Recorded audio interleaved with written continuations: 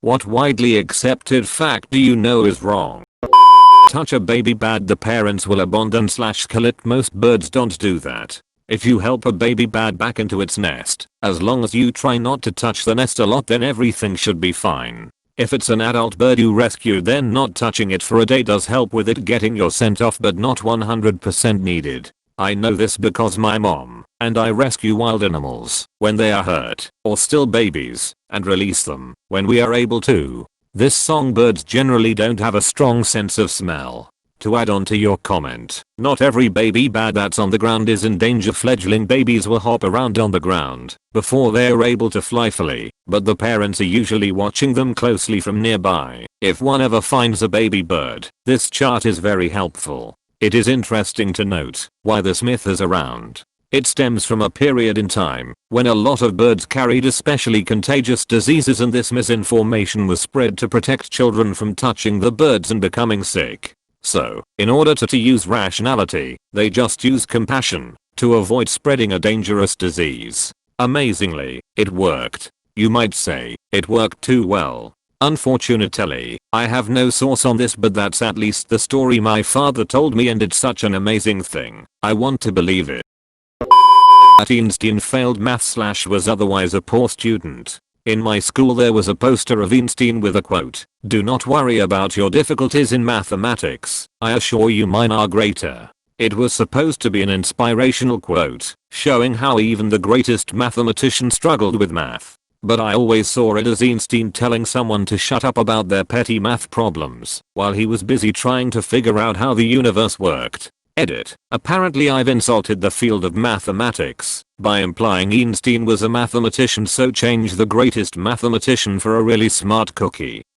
Your head does not lose proportionately more heat than the rest of your body. It's about the same. This one particularly annoys me. Yes, it's true if you're fully clothed, but not wearing a hat. Obviously the only unclothed part of your body will lose more body heat than the rest. But no, if you're naked you're probably going to lose less body heat through the part of your body that's covered in hair. Covered in hair. Laughs in bald. That chloroform quickly knocks you out. Edit. It takes minutes to knock you out, not the seconds you see in TV and movies. The bigger myth is that any idiot can safely render someone unconscious with minimal effort. No, there's actually a fine art to that process, and we pay people a ton of money to do it. They're called anesthesiologists. The problem is that the difference between enough to reliably knock this specific person out for an hour and so much it kills them is vanishingly small. It's terrifyingly easy to kill someone with the kind of meds that knock people out. Hell, even the old blackjack to the base of the skull approach is fraught. If the person is out for more than 30 seconds, there's a good chance you've given them brain damage. Movies use human unconsciousness capriciously whenever they need to advance the plot and stick a character in a tough spot. Reality is different ball game, and playing it like it's the movies is a great way to catch a manslaughter charge. Astronomer here. People always say Jupiter protects us from getting hit by asteroids because its larger gravitational pull attracts them. I believe it was on a certain popular astronomy show. In fact, this does not appear to be the case.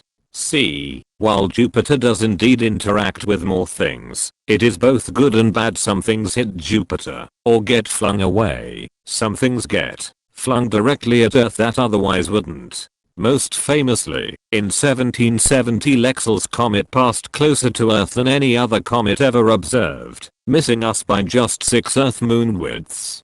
Turns out Jupiter flung it straight at us right before that. So yeah, we almost died thanks to Jupiter, and good and bad comes from having it as a neighbor. Jupiter is a dick. Well, he is Zeus, after all. Total asshole. Napoleon wasn't small. He was just the victim of good propaganda by the eventual winners. That, and at the time the French were using a different sized inch than the English, so his official French height sounded small to the English, who were used to bigger numbers for height. It also doesn't help that when comparing him to the average height of people today, Napoleon would have been short. So when people learn that he was 5 feet 6 inches or 168 centimeters, they immediately confirm their belief that he was short. He was considered either average or slightly above average height during his time. NASA spent dollar inventing a pen that worked in space and the Russians used pencils. Total bollocks. The Fisher Pen Company was independent and developed its "space pen" with zero investment from NASA. American astronauts began using mechanical pencils in space.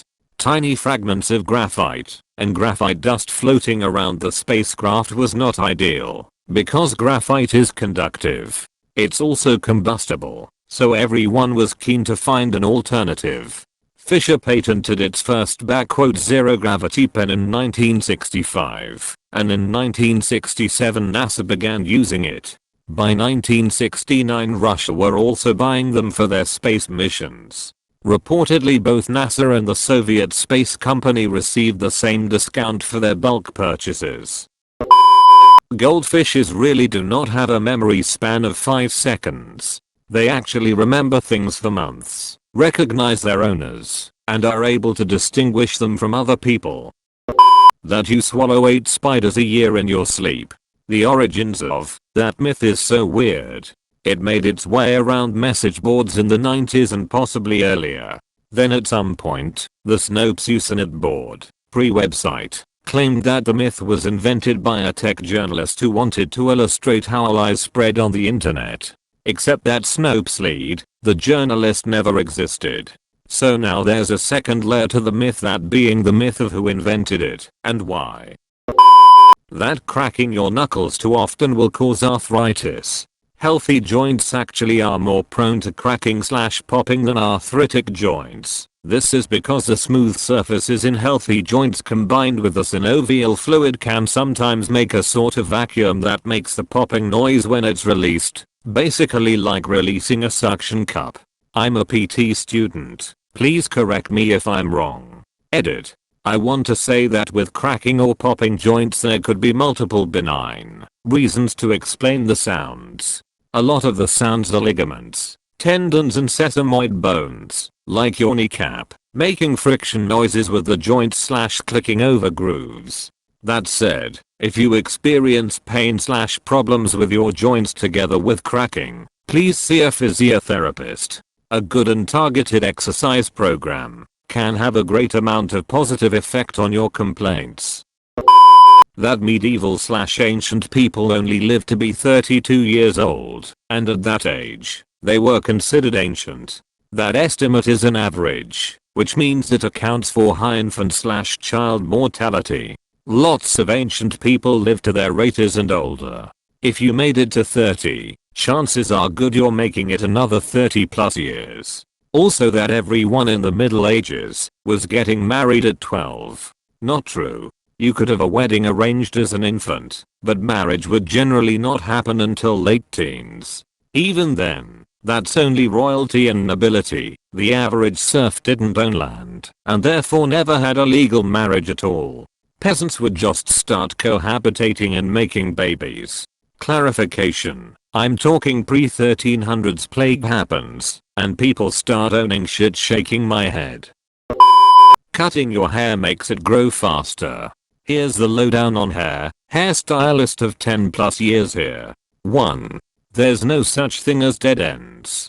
Your entire strand of hair is dead. Your ends can be dry or split, but not dead. 2. Cutting hair won't make it grow faster. Getting regular trims just keeps it healthier as it grows. 3. Everything else is based on genetics. From density, texture, growth rate, how long it'll grow overall, terminal length, and how strong it is all genetically determined. Therefore, everyone's experience with cutting/growing will be different, and this changes over time as people get older. 4. Also, it's impossible to cut the curl out of hair. I've heard people who insist that a stylist cut the curl out of their hair once. Some curl patterns don't form until the hair strand is a certain length, and if it's shorter than necessary for the full curl pattern, the hair will appear straighter. The opposite is also true.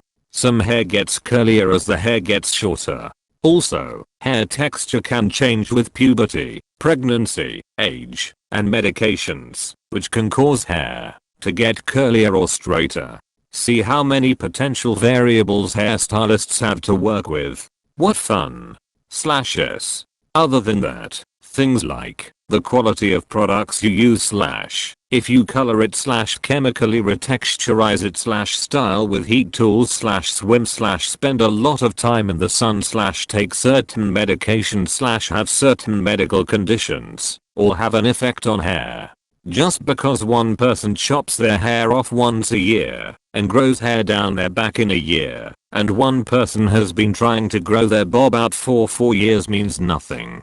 That's two different people with different genetic codes for their hair. And while we are at it, here's a crash course on hair color. When you put dye in your hair, even if it's the same color as your natural hair, the pigment molecules are stuck in there to some extent forever. In some cases yes, certain types of temporary color will pretty much wash out. But that brown box dye you put on your long brown hair 3 years ago is still in there, even though it's exactly the same color and you can't see it. The only way to remove dark hair color is to use bleach. There are also color removers for specific uses. This does not return your hair to its natural color. You cannot remove hair color and be left with your starting natural hair color. The other thing to know is that color doesn't lift color, meaning you can't put a lighter shade of hair color over top hair that's been dyed darker and have it magically turn the lighter color. The pigment must be removed with bleach and recolored to the lighter color. Hair color only affects virgin hair.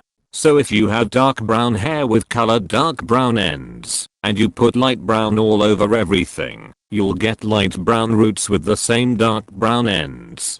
Makes sense? Bleaching is a whole nother ball of wax.